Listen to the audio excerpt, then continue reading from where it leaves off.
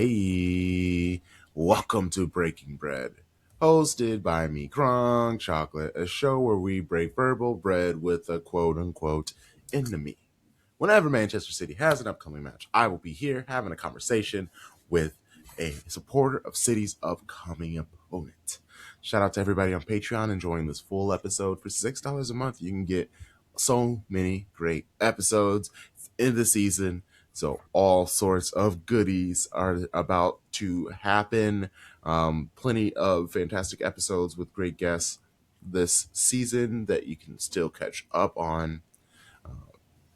Good things. But if you're watching on YouTube, listening on Apple Podcasts, Spotify, Good Pods, any of those podcasting platforms, and you see it's only 12 minutes long, that means you need to subscribe to Patreon so you can enjoy this full episode. But while you're at it, please rate, review, subscribe, like, comment, all of those things. It tells the algorithm that you are here, you are listening, you enjoy us, and it should push us to other most dope football supporting people like yourself. All right, City, for 1 week, we're back at a match every 3 days, and we have to take on big bad Burnley.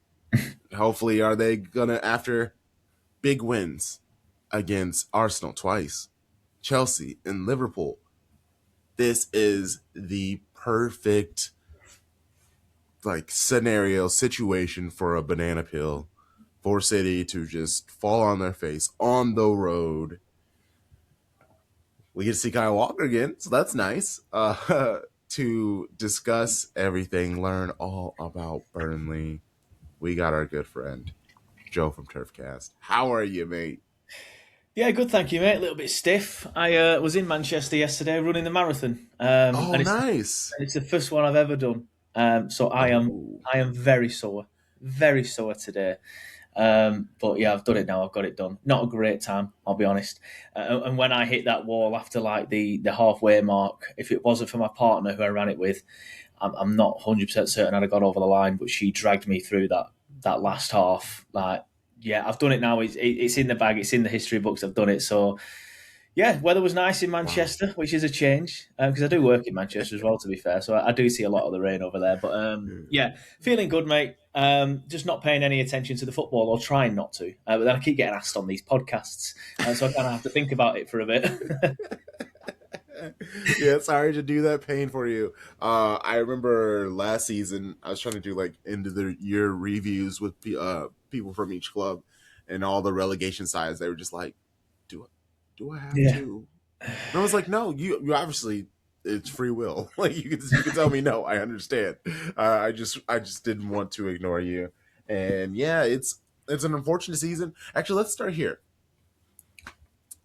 with Leeds and Sunderland. Sunderland smashing it this season. Like, was there, because there's hindsight, were you, did seeing Sunderland's really good start, Leeds' real good start, make you hopeful that maybe Burnley could get things figured out and situated through the season? Obviously, we know what it is now, but at least at the Yeah. beginning of the season, were you hopeful? Yeah, I mean, there was a point. I mean, when we all first came up, I said all three would get relegated again because that's just what's been happening recently. Yeah. I thought another bit of context as well is we finished, I think it was 24 points ahead of Sunderland last season. Like we were so good last season in the Championship. Yeah. We were miles better than Sunderland and on a par with Leeds. Us and Leeds both finished on 100 points. They just had a better goal difference than us, hence pipped us to the title.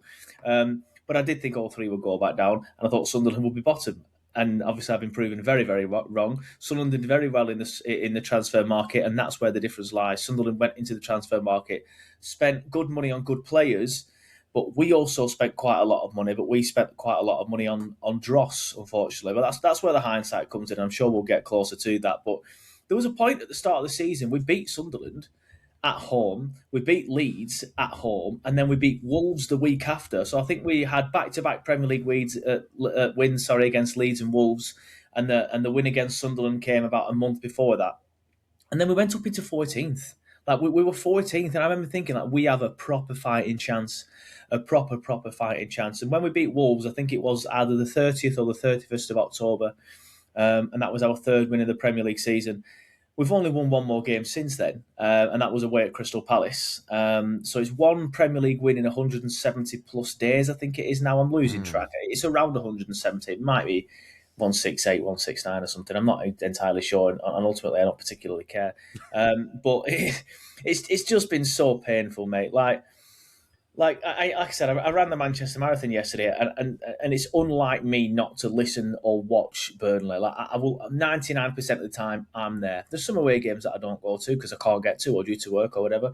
So I'll find a way to watch it. And if I can't find a way to watch it, say I'm out and about, I'll listen to it. I'll use an app like Flash Score or Live Score and listen to it on there. I didn't bother yesterday. I just didn't bother. And that's where I'm at now. Like, don't get me wrong. If I wasn't running the marathon, I would have found a way to listen or watch it. But there was a point where, as I said earlier, you get to like the halfway point of the marathon and you hit the brick wall. And I'm sat there thinking it could be worse. I could be at City Ground now watching Burnley go 4-1 down. So that's where we're at, mate. Like it's just dreadful. But yeah, there was a small part after their wins against Sunderland, Leeds, and Wolves where I felt we had a chance. But we have been absolutely god awful since then. And I think the last time I spoke to you was obviously the year that Vincent Kompany was here, who's obviously gone on to do very well with Bayern. But that season was a pretty bad one for Burnley as well. But I don't know, it just feels worse this time. And I feel like we are, and it's a strong word, but I've said it on a recent video and I'll say it again, but we've been an absolute embarrassment this season. It's just constant mistakes, the same mistakes every single week. The manager's clearly out of his depth. I think the board are out of the depth as well. And yeah, it's not been a good time to be a Burnley fan. I'm going to be honest with you. Yeah, sorry to dredge all that up. Okay. Oh, I know I asked about this the last time, but the conversation, because Kompany won the league with Bayern this season, and the conversation of his rise and that video clip from the Burnley documentary where Kompany was just like laying it into this player who obviously he wanted nothing to do with Yeah, him. Johan Berg Gudmundsson that were. I do remember that. And obviously he gave a bit back, to be fair, to Yeah, Gudmundsson. But yeah, I yeah, do remember yeah. that. And people were having a conversation of whether it was appropriate or not from Kompany.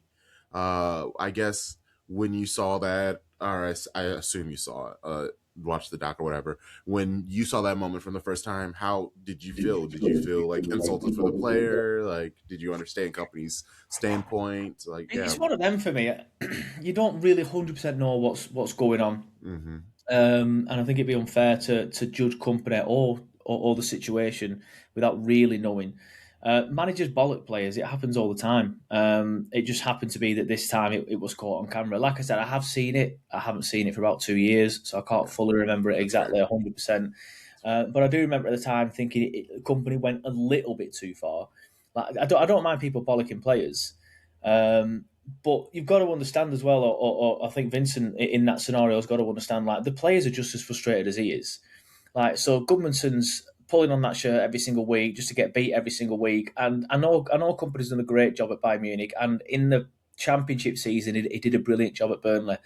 But his tactics were just so poor in that Premier League season for Burnley. Like, yes, some people will turn around and say, well, you didn't have the players. Well, a good manager had changed the tactics to suit the players that they've got. I think Kompany's the type of manager that does well when he's got the best side in the division because it commands the respect from the big players because he's got a brilliant career behind him. And now he's got a brilliant managerial career behind him as well, not just as a player. But when he's in a squad that isn't the best players in the division, he still plays in the same way, which is kamikaze football when you've got a Burnley team. Like you can't be attacking cities and Uniteds, which is what we were doing, and expecting anything other than an absolute drubbing, which is obviously what we got.